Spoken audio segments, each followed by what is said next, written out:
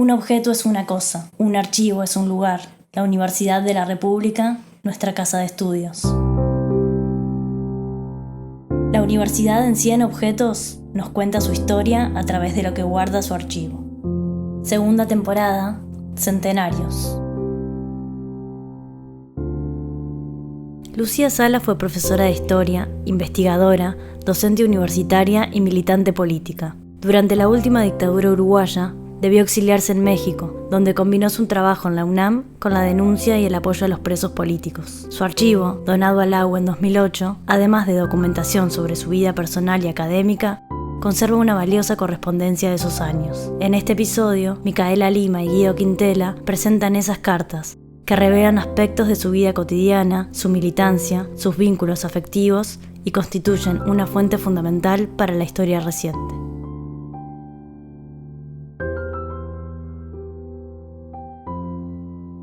Mi nombre es Micaela Lima, soy archivóloga y trabajo en el Archivo General de la Universidad. Mi nombre es Guido Quintela, soy historiador y trabajo como docente en la Facultad de Humanidades y Ciencias de la Educación y en el Archivo General de la Universidad. Frente a nosotros tenemos un conjunto de cartas que pertenecen al archivo personal de Lucía Sala. Algunas de ellas están escritas a máquina, algunas están escritas a mano, tienen distintos tipos de papel. Algunos más finos, algunos más gruesos, el distinto color por el tiempo, el distinto formato, algunos tienen renglones, otros no. Están escritos por diferentes personas, hay diferentes tipos de letras. En general el estado de conservación es bueno, algunos pueden tener manchas, están rotas. Están guardadas en bolsas de polipropileno para evitar el deterioro durante la manipulación. Estas cartas pertenecen, como dijo Mica, al archivo privado de la profesora y de la historiadora Lucía Sala y dan cuenta de varios aspectos de su vida, ¿no? Tanto personal como profesional.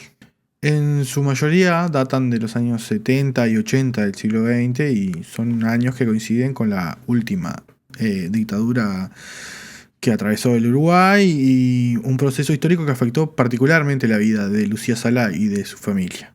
Lucía Sala nació en 1925 en una familia de inmigrantes españoles. Se formó como profesora de historia en los años 40 y ya por 1947 comenzó a dar clases de historia en secundaria. Muy pronto se vinculó también con espacios intelectuales y políticos gremiales que dieron origen al Instituto de Profesores Artigas y a la Facultad de Humanidades de la UDELAR, donde ingresó a trabajar en 1970. Junto a Julio Rodríguez y Nelson de la Torre, integró también un grupo pionero que renovó o que vino a aportar cosas nuevas a la historiografía uruguaya. Investigaron el problema de la tierra y de las relaciones sociales en el Río de la Plata durante los siglos XVIII y XIX, abordando al artiguismo no solo como un proyecto político, sino también como un proyecto agrario y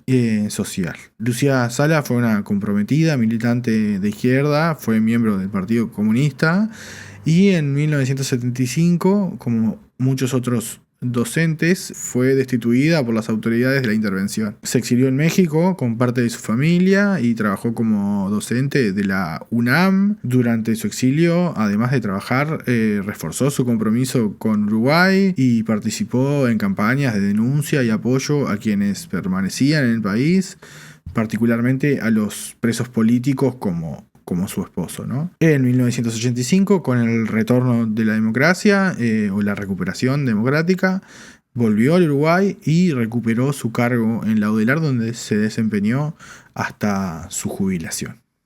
En 2008, el archivo de Lucía Sala fue donado por su familia. Tiene un volumen documental de 45 cajas, que equivalen aproximadamente a 6 metros lineales. Podemos encontrar documentación acerca de la etapa formativa de Lucía, su actividad académico-docente, su participación en congresos, trabajos de investigación, trabajos de sus alumnos, obras de otros autores, publicaciones periódicas, documentos referentes a su militancia en el Partido Comunista, documentación familiar, correspondencia, etc. Toda la documentación que ingresa al archivo es sometida a un tratamiento de limpieza mecánica y extracción de elementos que perjudiquen la conservación de los materiales. clips, ganchos metálicos, bandas elásticas, cinta adhesiva, etc. En el caso de la correspondencia de Lucía Sala, se guardaban sobres de polipropileno transparente para preservar los folios más delicados. Se clasificó respetando el orden original y se realizó una descripción somera. Finalmente se guardó en el depósito con humedad y temperatura controlada. Las cartas o la correspondencia que tenemos acá, o que es el centro de este episodio, dan cuenta sobre todo de los años de exilio en México de Lucía Sala. En general ofrecen una mirada como más bien íntima de su vida cotidiana, pero también sus vínculos afectivos y su pensamiento político. La mayoría están dirigidas a su esposo, Luis Turón, que se encontraba preso en Uruguay y muy enfermo, y permiten reconstruir su relación durante esos años. O sea, que se mantuvo a pesar de la distancia y las circunstancias. Y en ellas, se tocan todo tipo de temas, como el exilio, la falta de la familia, la esperanza del reencuentro, los planes del futuro, que a pesar del momento que se estaba viviendo, son bastante positivos. Pero dentro de las cartas, si las miramos de a una y analizamos su contenido, algunas son especialmente emotivas, tienen pasajes que expresan directamente el dolor de la separación y la manera en la que ambos podían sostenerlo. Pero también en otras cartas hay lugar para la alegría y las cosas buenas. Lucía en muchos pasajes habla sobre su nieto, sobre su hijo, sobre los planes de viajes, sobre cómo se vivía en México la vida cotidiana. Y también hablan sobre temas intelectuales, ¿no? Sobre las clases que daba Lucía en México, sobre sus perspectivas en torno a las nuevas investigaciones que pensaba hacer. Incluso alentaba a Luis a que hiciera cosas también él. 23 de julio de 1983. Querido Luis, quiero empezar hablando un poco sobre tu proyecto de estudio sobre la historia de Latinoamérica. Te envié unos libros sobre precolombina y tengo otros. Visto el subcontinente desde acá, aparece mucho más nítidamente la importancia de esta época. Sus vestigios perduran en el color de la gente, en los hábitos alimenticios, en el uso del color y de la forma, en los innumerables vestigios arqueológicos y hasta en las conductas.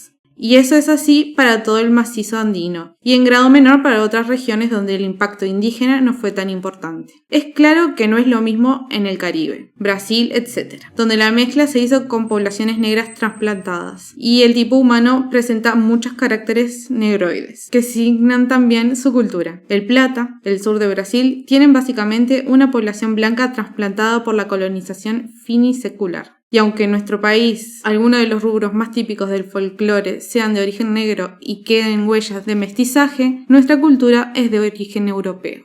Además de la correspondencia con su esposo, el conjunto incluye cartas de su hijo desde México, que se quedó luego del retorno de Lucía a Uruguay en 1985, donde por ejemplo relata el impacto del terremoto de ese año. México, martes 24 de septiembre de 1985. Querida familia, espero que hayan tenido noticias mías. El viernes mandé un telegrama y fui a la embajada a reportarme, ya que allí estaban confeccionando una lista para enviar telex. Yo y todos mis amigos y conocidos uruguayos y mexicanos estamos perfectamente bien. En Puebla no pasó absolutamente nada. Me imagino la angustia que habrán vivido. Los hechos fueron muy serios y he sabido que las noticias transmitidas al exterior suelen magnificarse. Repito, he hablado con casi todos los conocidos y no he sabido de nadie que haya tenido problemas. También hay otro conjunto muy interesante de cartas que son de colegas historiadores de Lucía como Andrea Sánchez, Rosa Alonso, Blanca París y Juan Odone, que están centradas en asuntos que tienen que ver con la vida laboral de los docentes universitarios destituidos durante la dictadura. Así, por ejemplo, hablan de las posibilidades de conseguir trabajo en tal universidad en Europa o en Estados Unidos o incluso en la UNAM, de las estrategias que hay que seguir y intercambian información sobre concursos o sobre contactos que tienen en común, etc. En conjunto, esta correspondencia permite comprender no solo la experiencia personal de Lucía Sala y de su entorno, sino también las redes de apoyo, de ayuda mutua, los afectos que se tejieron en el marco del exilio de, al menos una parte de los docentes universitarios destituidos durante la última dictadura en Uruguay. Entender la correspondencia como una fuente para la historia resulta una operación muy sencilla. En cuanto a sus aportes específicos, a diferencia de documentos oficiales, como pueden ser las actas o las resoluciones, muestran aspectos íntimos y cotidianos de las personas, las dudas, los afectos, las expectativas. Y son en el fondo como conversaciones privadas que nos ayudan a reconstruir vínculos y experiencias. Pero claro, esta reconstrucción nunca es completa. La correspondencia siempre llega de forma fragmentaria, algunas cartas se pierden, otras nunca se escribieron, otras no se entienden y también lo que se dice muchas veces también depende de la relación con el destinatario, ¿no? Pero también del momento o incluso de la situación, la coyuntura que se está viviendo. A veces se habla en clave, se usan apodos, se callan detalles, no se mencionan cosas, se dicen ¿te acordás de aquello? ¿Te acordás de aquello otro? Además, lo que se conserva es parcial, o sea, hay algunas cartas que ella envió porque se ocupó de hacer una copia y guardarla, algunas de las que recibió, casi no existe el ida y vuelta, y eso ya nos da una mirada parcial y fragmentaria de entrada. También, más allá del contenido, importa la carta como objeto. El papel elegido, la caligrafía, las tachaduras, los márgenes en blanco o los márgenes llenos de notas, el sobre, las marcas de haber pasado por muchas manos. Todo esto aporta información fundamental para la historia. En este sentido, también las cartas de Lucía son un testimonio y un símbolo de cómo se vivió el exilio, lo que no deja de ser una parte fundamental de la historia de nuestra universidad y también de nuestro país.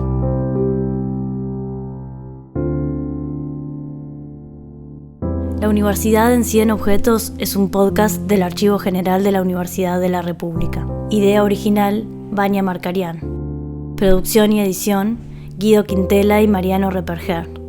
Realización, Vania Marcarián, María Eugenia Jung, Lucas Davenia, Guido Quintela y Mariel Balaz. Invitados, Guido Quintela y Micaela Lima.